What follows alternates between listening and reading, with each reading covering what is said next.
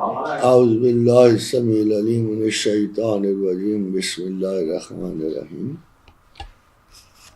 تمام اہل اسلام کو، تمام بھائیوں بہنوں کو، بچوں کو عید میلاد کی مبارک ہو۔ میں خاتون حضرات ایک بات ضروری کرنا چاہتا ہوں کہ حضور صلی اللہ علیہ وسلم کی آمد مبارکہ سے پہلے بھی پیغمبر گزرے تھے، اور قریب ترین پیغمبر حضرت عیسیٰ علیہ السلام گزرے تھے، اور ان کی حیات مبارکہ میں اس وقت بھی ان کی امت ان کے آنے کا جشن میلاد بھی مناتی تھی، ایسٹر بھی مناتی تھی، کرسمس بھی مناتی تھی، اور یہ شروع میں اور کافی دیر تک خدا کے شکر کا ایک طریقہ کار تھا، اور ہمارے رسول نے ان پہ کوئی اعتراض نہیں فرمایا، نہ کسی حدیث پہ ان باتوں پہ اعتراض آیا ہے کہ میلاد منانے میں کسی قسم کا ایسا ہے کوئی اعتراض ہم نے نہ سنا اور نہ پڑھا۔ اور بلکہ چونکہ جب بنو اسرائیل یوم نیل مناتے تھے اور اس بڑے حادثے پہ خدا کے شکر کی خاطر روزہ بھی رکھتے تھے، تو حضور صلی اللہ علیہ وسلم نے کہا کہ ہم پہ قوم موسیٰ سے زیادہ لازم ہے کہ ہم بھی خدا کا شکر اس دن کے لیے منائیں، اور انہوں نے ایک روزہ اس پہ زائد فرمایا۔ تو اس کا صاف مطلب یہ ہے کہ اگر کوئی رسومات میں کوئی اس قسم کی چیزیں شامل ہو جائیں جو خدا اور تمام رسولوں کی مرضی کے خلاف ہیں، تو اس بنیاد پہ ایک بنیادی یوم تشکر کو نظر انداز نہیں کیا جا سکتا۔ دوسری بات یہ ہے کہ ابھی جو ایک ہماری عادت ہے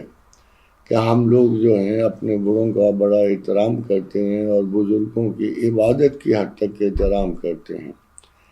اور اس احترام میں غلو بھی کرتے ہیں، اور بعض اوقات ہمیں ایسے لگتا ہے کہ ہم اپنے رسول سے زیادہ اپنے آبا و اجداد کی روایات کا احترام کرتے ہوئے غلو کرتے ہیں۔ اس میلاد کے دن کیا ہم پر یہ لازم نہ ہوگا کہ امت مسلمہ کم از کم ایک بات کا تو عہد کر لے کہ ہم رسول اللہ صلی اللہ علیہ وسلم کی زندگی مبارکہ میں ایک سنت کو زندہ کرنے کا یا اس کو اپنے طرز عمل پہ اس کو حاوی کر لیں، تاکہ کم از کم ہمیں ان کے جناب رسالت مآب کی ولادت کا یہ ثواب تو حاصل ہو کہ ہم اپنے رسول کی اطاعت میں ایک قدم آگے بڑھ رہے ہیں۔ یہ یاد رکھیے کہ اللہ کے رسول کے بغیر ہمارا کبھی ایمان مکمل نہ ہوتا اور ہمیں کوئی ہدایت نہ ملتی، ہم اپنے خدا کو بھولے ہوئے ہوتے، ہم اپنی زندگی اور روزگار میں ان کی شرک، جیسے آج یورپ میں ہو رہا ہے کہ جنہوں نے اپنے پیغمبروں کی عزت چھوڑ دی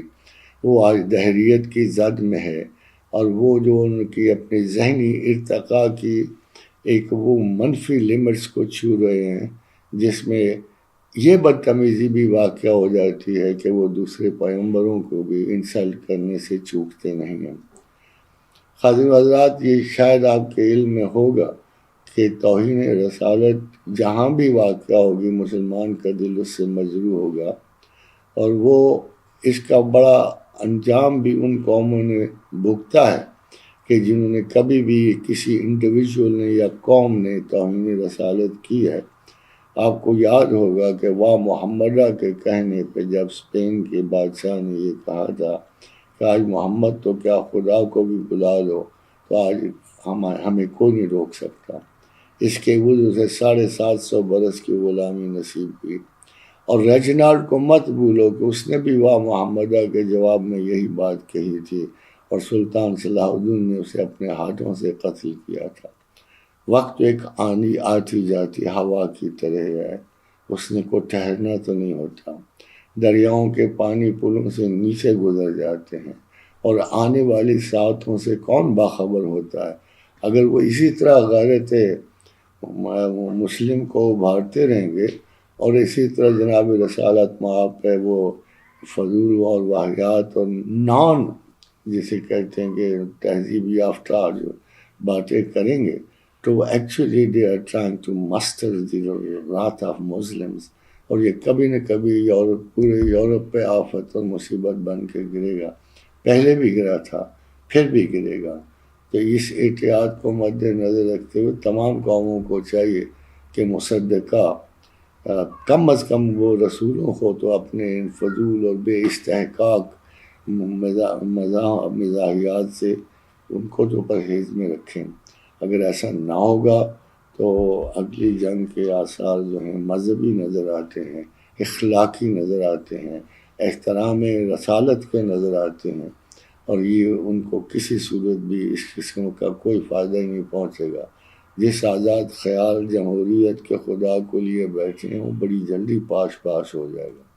مگر اس کے ساتھ ساتھ میں مسلمانوں سے یہ درخواست کرتا ہوں کہ یہ غیرت محمد صرف خیال میں نہیں پالتے ہیں یا انداز میں نہیں پالتے ہیں، اس کا مؤثر ترین جواب ہوگا کہ آپ حیات رسول سے ایک لمحہ ہی اپنے دل و دماغ میں محفوظ کر لو، ان کے اخلاق و کردار کی ایک قدر ہی اپنی زندگی میں شامل کر لو، اور اللہ آپ کو پھر اس مقام تک پہنچائے کہ زمین آپ کی ملکیت ہو، آسمان آپ کا ملکیت ہو۔ وما علینا الا البلاغ۔